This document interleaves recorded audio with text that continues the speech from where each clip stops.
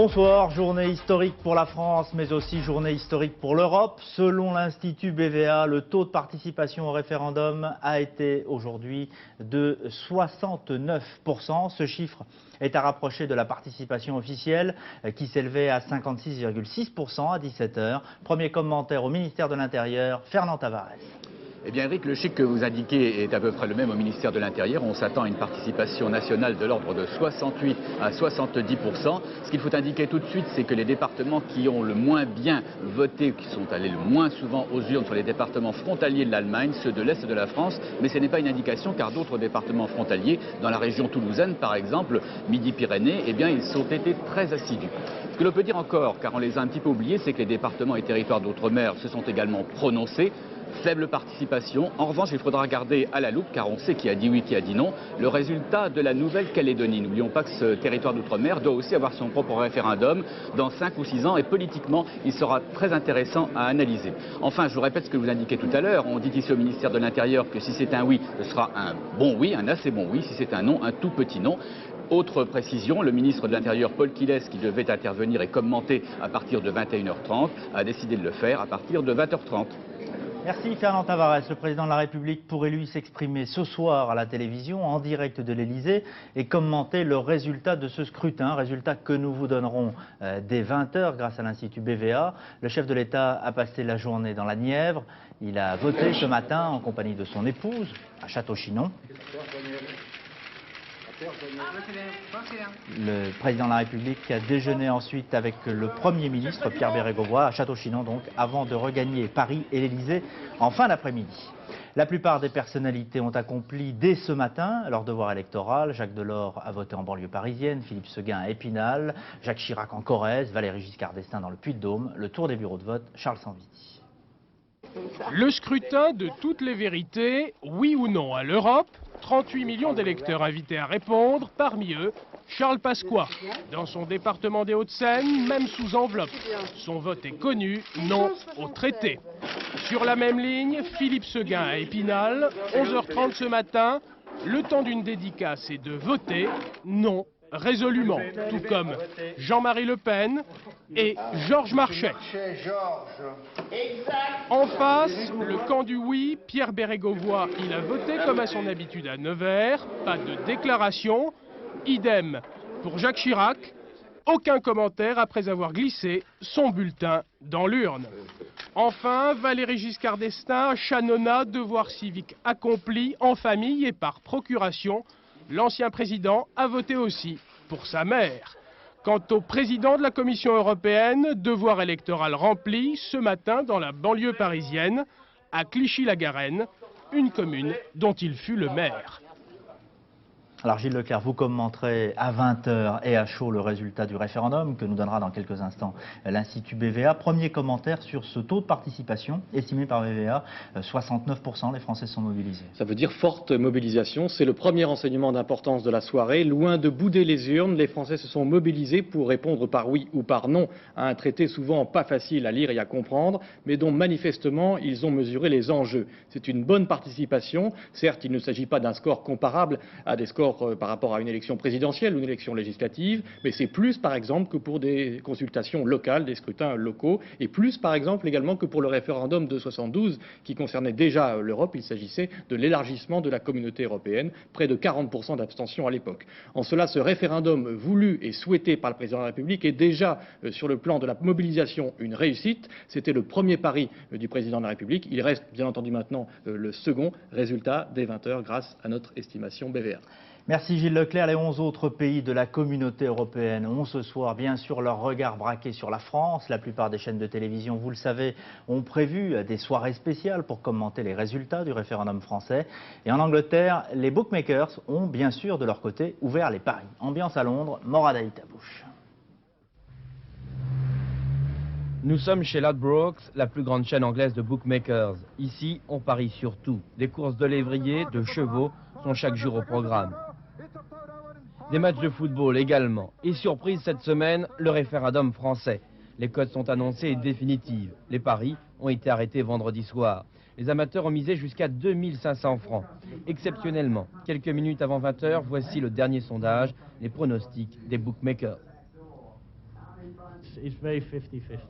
C'est très serré, 50-50. Personne ne sait qui va l'emporter, le oui ou le non. Et en tout cas, les Anglais se sont beaucoup intéressés à ce référendum. Ils ont misé beaucoup d'argent.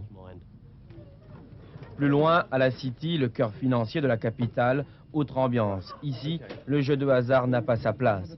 Dès l'annonce des résultats, tous les agents de change seront sur le pied de guerre, sans exception. Une effervescence qui ne régnait pas sur Regent Street, le quartier chic de Londres. Ici, on ne semble pas se passionner pour Maastricht. Visiblement, en français ou en anglais, le traité reste incompréhensible. C'est dur à comprendre. Les journaux ont essayé de nous le traduire de façon plus simple. Malgré tout, ce traité de Maastricht, c'est dur, hein? Je ne l'ai pas étudié dans le détail, mais ça m'a l'air très complexe. Vous ne trouvez pas? Selon un dernier sondage paru il y a quelques jours, 88% des Anglais réclament un référendum sur Maastricht. Mais le gouvernement ici refuse tout net cette idée. La ratification devra passer par la Chambre des communes, si toutefois d'ici là les Français n'ont pas rejeté le traité européen. Les résultats du scrutin français seront également examinés avec attention à Washington, où s'est réuni hier le sommet du G7. Dès que sera connu, c'est-à-dire d'ici maintenant 18 minutes, le résultat du référendum, les ministres des Finances et les gouverneurs des banques centrales de la communauté européenne tiendront une réunion extraordinaire pour tenter de rétablir en Europe la stabilité monétaire perdue. À Washington, correspondance de Pierre Quérol. À la fin de la rencontre, Michel Sapin, le ministre français lui-même, n'a pas caché qu'il s'agissait d'une réunion d'attente. Les ministres des Finances et les gouverneurs des 7 pays les plus riches ont certes regretté l'instabilité des monnaies, ils se sont inquiétés de la volatilité des marchés financiers mondiaux, ils ont souhaité rétablir des relations stables entre les taux de change, mais ils n'ont pris aucune décision. À l'évidence, leur esprit était occupé ailleurs. Ils attendaient, avant de faire ou de décider quoi que ce soit, le résultat du référendum français sur le traité de Maastricht. C'est après le résultat de cette consultation et après ce résultat seulement que des décisions seront prises en fonction de la réponse du peuple français. D'ores et déjà, les ministres des Finances européens ont décidé de se rencontrer aujourd'hui après l'annonce du verdict des urnes en France. Que le oui ou le non gagne, ces ministres des Finances européens se réuniront donc à Washington au niveau des 12. Dans un quart d'heure maintenant, nous vous donnerons l'estimation de l'Institut BVA sur le résultat du référendum. Nous vous dirons qui du oui ou du non l'a emporté. Gilles Leclerc et Jean-Marc Sylvestre analyseront donc dès 20h les conséquences politiques et économiques de ce résultat. Et nous vous donnerons également les réactions au siège des états-majors. Ensuite, à 22h30, nous vous proposerons une édition spéciale de Soir 3 avec des invités, analyses et commentaires, là encore. Les détails de cette soirée avec Richard Tripot. Ce soir, de 22h30 à 23h30, la rédaction de France 3 se mobilise pour une heure d'analyse et de réaction après le vote des Français au référendum. Autour d'Éric Cachard et avec Gilles Leclerc et Jean-Marc Sylvestre, des invités du monde politique et économique débattront et commenteront le choix des Français. Les envoyés spéciaux de la 3 à Londres, Bonn et Bruxelles interviendront en direct pour rendre compte des premières réactions à l'étranger. Avec l'analyse exclusive de l'Institut BVA et en fonction des résultats, nous connaîtrons les motivations du vote des Français et leurs souhaits pour le futur. Au-delà des chiffres apparaîtront alors les conséquences sur la vie politique française, l'avenir de l'Europe et la santé économique internationale. Une édition spéciale qui s'achèvera par un regard sur les titres de la presse européenne du lendemain. France 3, ce soir, 22h30, spécial référendum. Dans quelques années, l'informatique remplacera peut-être les bulletins de vote dans les urnes. L'expérience a été tentée aujourd'hui, parallèlement au scrutin, dans la commune de Santeny, dans le Val-de-Marne. Après avoir accompli leur devoir électoral, les habitants ont été invités à rééditer leur vote au moyen d'une carte à puce. À Santeny, reportage de Christine Henkel et de Gilles Machu. Voter 2 fois, les électeurs ont pu le faire aujourd'hui en toute légalité à Santeny, dans le Val-de-Marne. Une première fois en utilisant les bulletins et les urnes de la plus pure tradition et l'égalité républicaine. Et une deuxième fois en votant avec une carte à puce. Un bulletin électronique chargé pour un seul vote est délivré sur présentation de la carte d'électeur. Ensuite, c'est le passage obligatoire à l'isoloir pour enregistrer le vote sur un clavier électronique. Un vote immédiatement mis en mémoire et qui permettra à la fin du scrutin un dépouillement très rapide. Il faudra 10 secondes, c'est peut-être un peu long à l'échelle électronique, mais il nous faudra 10 secondes pour connaître le résultat.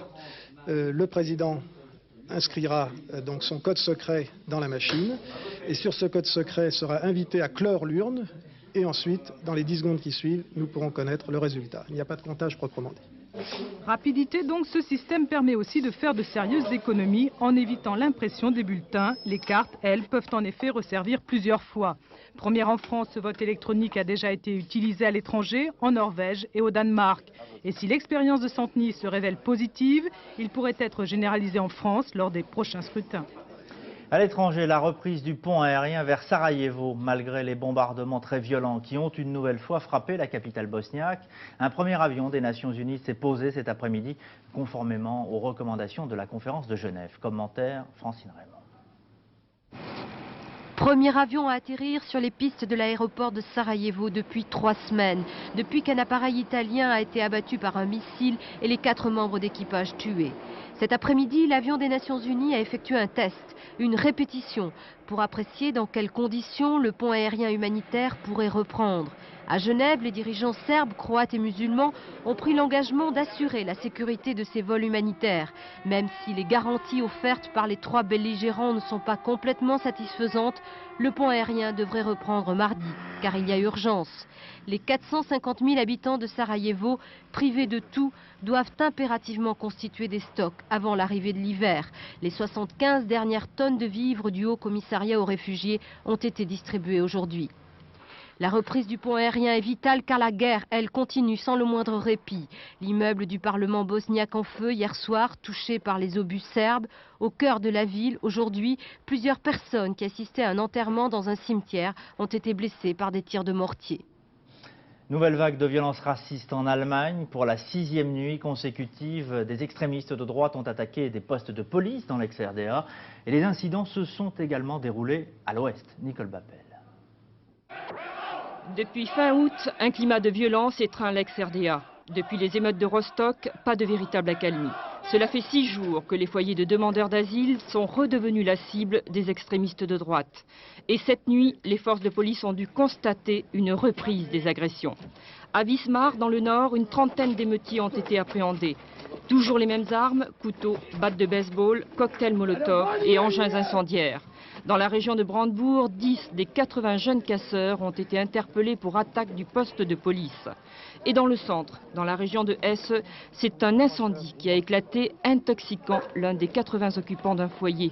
En Bavière, c'est un centre de rapatriés d'Europe de l'Est qui a été la cible des casseurs.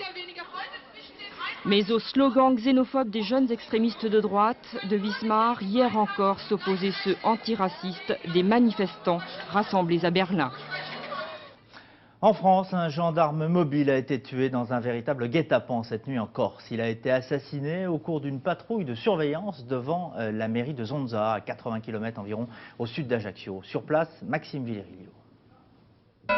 Le gendarme Fabrice Aufort, 26 ans, célibataire, a été abattu par un tir de chevrotine 9 grains ce matin à 5 heures. 3 projectiles l'ont touché à la nuque et dans le dos, le tuant sur le coup. Selon les premiers éléments de l'enquête, il s'agirait d'un tireur isolé qui aurait pris la fuite à la faveur d'une panne d'éclairage public. La patrouille, assurée par les gardes mobiles de l'escadron de Châtellerault en détachement à Sartène, surveillait la mairie. En effet, un coup de fil anonyme donné la veille aurait averti les élus qu'un attentat serait commis contre le bâtiment dans la nuit. Aussitôt après l'alerte, la gendarmerie a mis en place toute la matinée un dispositif aérien et routier pour tenter d'intercepter le tireur. L'arme recherchée serait un fusil à canon long de forte puissance, puisque l'assassin se trouvait à 30 mètres du fourgon au moment des faits. Le procureur de la République du parquet d'Ajaccio appelle à la mobilisation de toute la population pour faire progresser l'enquête. J'ose espérer que dans ce genre d'affaires, nous obtiendrons de la part des principaux intéressés, à savoir notamment des élus locaux, des maires, conseillers municipaux, un soutien total et sans réserve.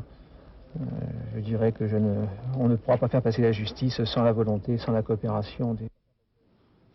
Le conflit des prisons est toujours dans l'impasse au 9e jour de grève des surveillants qui bravent ainsi les sanctions du ministère de la Justice. Faute d'avoir pu résoudre la crise avant le référendum, le gouvernement semble vouloir garder le cap de la fermeté en misant sur un essoufflement du mouvement qui n'est pas apparu aujourd'hui. Nathalie Darrigo. Il est 12h30, les gardiens de prison de Fleury-Mérogis votent, mais devant les portes du plus grand établissement pénitentiaire de France, on parle peu d'Union européenne. Ni oui ni non, mais oui et non, oui aux négociations, non aux sanctions. Pour tous ceux qui sont dans la rue, avec des retraits, sur salaire, avec des sanctions. Parodie de vote et de négociations, disent-ils. Pas question d'accepter en effet les réunions départementales mises en place par la chancellerie. L'annonce hier d'une enveloppe de 10 millions de francs pour moderniser la centrale de Clairvaux n'a pas modifié leur position. Nous allons réaffirmer nos positions, à savoir que c'est les organisations syndicales nationales qui discutent, qui négocient, et non pas les organisations syndicales locales. La seule issue, c'est un geste du garde des Sceaux, de M. Bérégovoy, qui sera une main tendue et qui sera très bien prise par tous les personnels. Même fermeté à Clairvaux. Cet après-midi, les 220 détenus qui avaient été évacués mardi pour permettre la fouille des bâtiments ont réintégré leurs cellules. Gardiens, surveillants et direction les attendaient, le dos tourné. Ils ont ensuite observé une minute de silence en mémoire de leurs collègues. Ce soir, selon la chancellerie, 60 établissements sont encore fortement touchés par le mouvement. De sources syndicales, il en reste plus de 100. Le sport maintenant, et d'abord la moto avec le doublé et le titre mondial d'endurance pour Kawasaki au bol d'or. Victoire d'un équipage britannique cet après-midi devant une foule naturellement passionnée. Serge Gian. 14h10, le public envahit la piste 50 minutes avant l'heure prévue. L'équipage britannique Fogarty, Rimmer, Hislop remporte le 56e bol d'or. Une victoire qui couronne la domination des Kawasaki cette saison. À 2 épreuves de la fin, l'écurie japonaise est d'ores et déjà assurée de conserver son titre de champion du monde d'endurance. Avant même le départ, hier à 15 h, des consignes avaient été données chez Kawasaki pour privilégier la moto numéro 2. Et après seulement 3 heures de course, les Britanniques prennent la tête pour ne plus la lâcher. Doublé Kawasaki avec la 2e place des vainqueurs de l'an dernier, Vieira Battistini, associé à Dorgex. 3e à 14 tours, la Honda du trio Bertin-Morillas de Pugnier. Mais l'histoire retiendra seulement les noms des 3 Britanniques, Rimmer, Fogarty, Hislop. Et puis très rapidement, le golf, l'anglais Mark Rowe, vainqueur du trophée Lancôme à Saint-Nom-la-Bretèche. Commentaire d'Alain Dorgance. José María Olazabal fulmine, le trophée Lancôme lui échappe. Sur ce coup de fer 1 au départ du 15, la balle échoue dans le bunker. Résultat, bogey, 1 sous le par. 3e joueur mondial, le basque espagnol n'a toujours pas remporté un seul tournoi de dimension mondiale. L'anglais John Payne ne termine qu'à la 3e place en dépit de ce putt millimétré de 15 mètres. L'Argentin Vicente Fernandez réussit ce putt pour le birdie, mais cette prouesse ne suffira pas. L'Argentin se classe 3e. Le vainqueur du Lancôme, c'est lui, l'Anglais Mark Rowe. Son succès acquis sur le trou 18, l'Anglais le doit à une consistance supérieure du premier tee au dernier green. Le trophée Lancôme récompense Mark Rowe, un golfeur resté jusque-là en peine de consécration dans l'ordre du mérite international.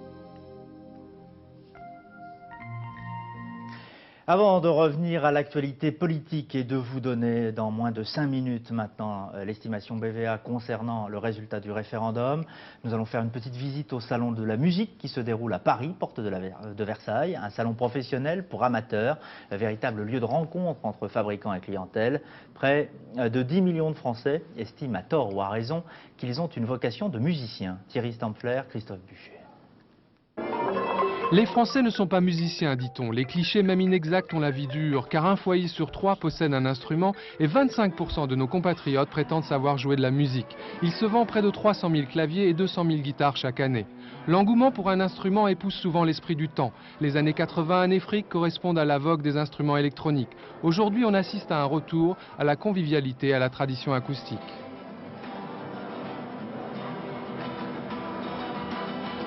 Les années 60, c'était la guitare électrique avec l'amplificateur, qui revient d'ailleurs en ce moment, parce qu'on revient vers les 60. Les années 70, c'était le début des orgues d'appartement, et les années 80, c'est vraiment le début du numérique. Et l'année 92 et l'année 80, c'est venir, ça va être le mixte entre l'acoustique et le numérique. Parmi les nouveautés de ce salon 92, voici le piano acoustique silencieux, qui permet de n'avoir le son de l'instrument que dans le casque. Avantage, les musiciens insomniaques ne réveilleront plus leurs voisins ou leur petite famille. Prix 25 000 francs à peu près. Autre innovation, cette disquette, qui enregistre non seulement le son du piano, mais permet aussi de reproduire toutes les nuances de votre jeu. Il vous en coûtera environ 40 000 francs pour adapter ce système à votre piano. Réalisé à la suite d'un pari entre un luthier et Didier Lockwood, ce violon double manche achevé il y a tout juste 4 jours. Côté informatique, voici votre ordinateur domestique transformé à la fois en professeur de musique, magnétophone multipiste, table de mixage et imprimeur de partition. Coût de la disquette, 1500 francs. Le salon de la musique se poursuit jusqu'à mardi prochain. Voilà donc pour l'essentiel de l'actualité du jour, mais le plus important est à venir. Il est près de 20 h. Nous avons maintenant avec Gilles Leclerc l'estimation de l'Institut BVA sur le référendum auquel ont participé près de 70% des Français. Une nouvelle estimation concernant la participation donnée par BVA fait état de 69,9%, ce qui est un chiffre important, Gilles Leclerc le disait tout à l'heure. Forte mobilisation des Français, ce qui était tout à fait inespéré par rapport à ce qu'on pouvait imaginer par rapport avant l'été par exemple, où à l'époque effectivement les Français ne semblaient pas totalement mobilisés pour traiter ou ne pas signifier donc ce traité de Maastricht. Alors, dans un instant donc, le résultat de ce référendum, mais aussi l'analyse des conséquences politiques, des conséquences économiques, politiques avec Gilles Leclerc, conséquences économiques avec Jean-Marc Sylvestre, ainsi que les réactions à chaud dans les états-majors. Jérôme Catala interviendra dans quelques instants en direct du siège du Rassemblement pour le Non, où se trouvent Charles Pasqua et Philippe Seguin. Michel Lemerle est au siège de l'UDF, Daniel Sportiello est au siège du Parti Socialiste. Et puis je vous rappelle aussi que 22h30, nous vous proposerons une édition spéciale de Soir 3 avec de très nombreux invités, des invités politiques là aussi, mais aussi des invités du milieu économique, notamment Jean Caspar de la CFDT ou Michel-Édouard Leclerc.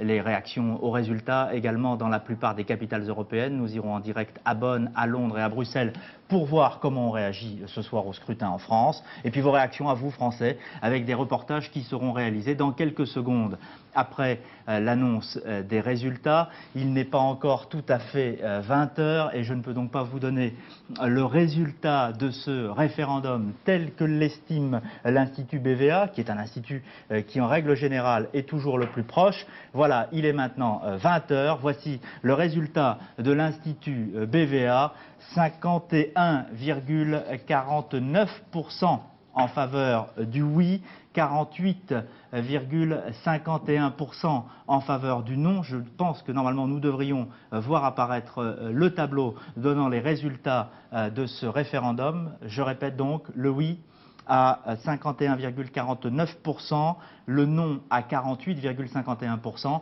Premier commentaire, Gilles Leclerc, c'est une victoire du oui, mais c'est une petite défaite du non. Oui, rappelons d'abord, en tout cas l'essentiel, c'est que les Français viennent ce soir de ratifier le fameux traité de Maastricht. C'était d'abord la première question. Traité, je vous le rappelle, signé par François Mitterrand le 7 février 92. Les Français donc, en majorité, d'une courte majorité, viennent de confirmer le bien fondé de cette signature. Au-delà, c'est bien entendu la construction européenne qui marque là une étape essentielle. Alors ce soir maintenant, quels sont les gagnants? L'Europe, diront d'abord bien entendu les pro-européens, la France aussi que nos voisins regardaient de très près ce soir, qui a réaffirmé le choix du traité de Rome et de ses conséquences. Alors quels sont les acteurs du oui qui sont satisfaits sans aucun doute ce soir? D'abord et sans aucun doute bien sûr le président de la République. Le chef de l'État avait souhaité ce référendum, ce dernier a mobilisé les Français et le oui l'emporte ce soir. C'est une victoire pour le président de la République. Ce dernier avait pris un pari, un risque. Ce pari ce soir est gagné. Pour le chef de l'État, c'est une victoire politique, victoire courte, rappelons-le, mais c'est aussi une victoire pour lui,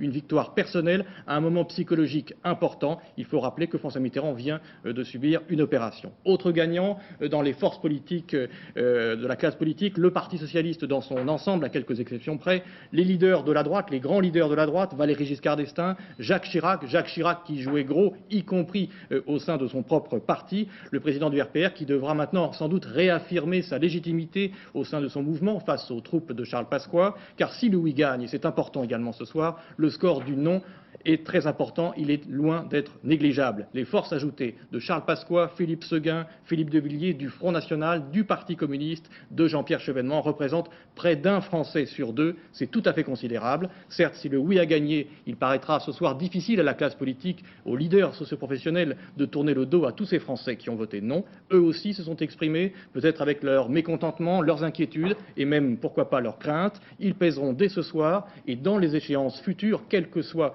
le calendrier politique à venir. Bien entendu, ce vote aura des conséquences sur le plan interne, sur le plan économique, sur le plan monétaire, compte tenu du contexte actuel, et bien entendu ce soir également au-delà de nos frontières. Merci Gilles Leclerc pour cette première analyse à chaud. Les instituts de sondage, toutes chaînes confondues, dirais-je, radio-télévision, qui travaillaient en tout cas pour chaînes de radio-télévision, donnent une estimation de victoire du oui. Le oui à 51%, vous le voyez ici, pour BVA à 20h, le non à 49%. D'autres instituts de sondage donnent 51,5% pour le oui et 48,5% pour le non. Les réactions maintenant au siège des états-majors sur ce résultat qui reste serré. D'abord au siège du Parti socialiste, Daniel Sportiello. Ici, au siège du PS, rue de Solferino, on peut lire un grand soulagement sur le visage des responsables socialistes, même si le score est serré. Optimistes et détendus dès avant 20h, les socialistes avaient d'ailleurs décidé de réunir à 19h30 leur bureau exécutif. On pouvait déjà considérer cela comme un signe d'optimisme, puisqu'au dernier régional, les socialistes inquiets ne s'étaient réunis que fort tard dans la soirée. Autre réaction maintenant au siège du Rassemblement pour le non où se trouvent Philippe Séguin et Charles Pasqua en direct. Normalement, nous retrouvons Jérôme Catala. Oui Eric, eh bien, comme vous pouvez vous en douter, l'ambiance est ici plutôt à la déception. Même si Philippe Séguin tentait de se consoler avec les chiffres en provenance d'Épinal, dans sa ville en effet, on aurait voté à plus de 54% pour le non. Alors les deux leaders du Rassemblement pour le non sont pour l'instant enfermés dans leur bureau. Ils rédigent une déclaration tout en gardant un œil bien sûr sur les télévisions. Quant aux proches de Philippe Séguin et de Charles Pasqua, eh bien, ils tempèrent leur déception en notant qu'au début de la campagne, le non ne représentait qu'un peu moins de 30% et qu'aujourd'hui, il aurait donc atteint 49%. Résultat, sur le plan de la politique intérieure, eh bien, les deux hommes ont certainement ce soir le sentiment d'avoir conquis une place plus importante qu'auparavant, non seulement au sein de l'opposition, mais surtout au sein du RPR. Et vous confirmez, Jérôme Catala, que ni Charles Pasqua ni Philippe Séguin ne participeront ce soir à des émissions de télévision sur les plateaux, notamment l'émission de Soir 3 à 22h30. Non, en effet, la seule chose qui pour l'instant est prévue, c'est une déclaration qu'on ne sait pas si d'ailleurs si elle sera commune ou non, sans doute pas avant 21h d'ailleurs. Merci Jérôme Catala. Dernier point de ce premier tour des états-majors, Michel Lemerle au siège de l'UDF. Ici, c'est le soulagement qui domine, mais un soulagement plutôt mitigé. Vous savez que l'UDF est l'une des formations qui s'est le plus investie dans la campagne du oui, et cela d'autant plus qu'une grande partie de son électorat ne suivait pas vraiment bien ses consignes en début de campagne. Alors ce qu'on attend maintenant, c'est des chiffres plus précis. Car mercredi, à l'issue de son meeting de Strasbourg, Valéry Giscard d'Estaing était venu s'entretenir quelques instants avec nous, et il faisait la différence entre un petit oui qui laisserait peu de marge de manœuvre à la France et un gros oui qui lui permettrait de vraiment jouer un rôle moteur en matière diplomatique de la construction européenne. Et pour l'instant, on est plutôt dans l'hypothèse de ce qu'il appelait mercredi un petit oui. Alors après les premières réactions et premiers commentaires concernant l'analyse politique, l'analyse économique, Jean-Marc Sylvestre dans quelques instants va débuter à Washington la réunion des ministres des Finances, des gouverneurs des banques centrales à Washington, donc de la communauté européenne, avec comme enjeu bien sûr la stabilité monétaire européenne. Absolument, toutes ces autorités sont réunies à Washington pour l'Assemblée générale annuelle du Fonds monétaire international, mais il est bien évident que les travaux du Fonds monétaire international ont été suspendus dans l'attente des résultats du référendum. Réunion donc du comité monétaire qui réunit les gouverneurs de banque centrale, les ministres des Finances des 12 pays de la communauté. Et je crois ce soir que les autorités monétaires vont pousser un ouf de soulagement. Théoriquement, les marchés devraient réagir demain de façon relativement sereine.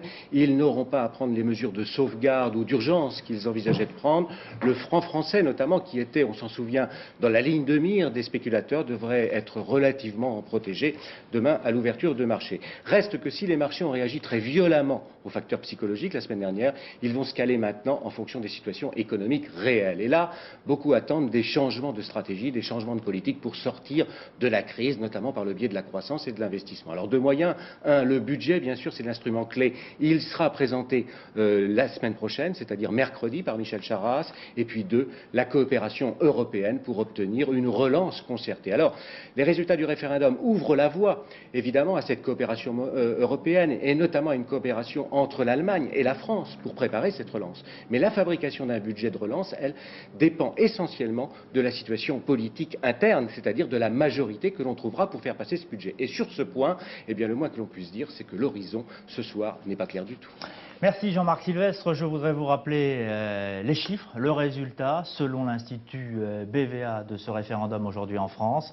51% en faveur du oui, 49% en faveur du non. Je vous rappelle l'édition spéciale que vous propose la rédaction de la 3 à 22h30, les réactions en France et en Europe, les analyses, les commentaires, les perspectives avec des invités du monde politique mais aussi économique. Gilles Leclerc, un dernier mot pour dire que dans cette édition spéciale, nous efforcerons de décortiquer la façon dont on a voté en fonction, je dirais, des couleurs politiques. Le RPR, semble-t-il, selon BVA, a voté majoritairement non. L'électorat Nous intéresserons RPR... exactement aux motivations du vote. Est-ce que les Français ont en majorité voté pour la question européenne ou pour d'autres considérations? Il apparaît d'ores et déjà plutôt clairement que les Français ont bien répondu à la question en ne mélangeant pas les gens, en ne mélangeant pas donc les questions de politique intérieure à ce vote. Voilà, je donnais donc les deux dernières informations de BVA. L'électorat RPR qui a plutôt voté en faveur du non. L'électorat écologiste, Verts et Génération Écologie confondus, qui aurait plutôt voté majoritairement en faveur du oui. Nous en reparlerons à 22h30, édition spéciale préparée avec Gilles Leclerc et Jean-Marc Sylvestre. Dans un instant, le programme est consacré au cirque sur la 3. La soirée électorale, elle se poursuit sur la 2.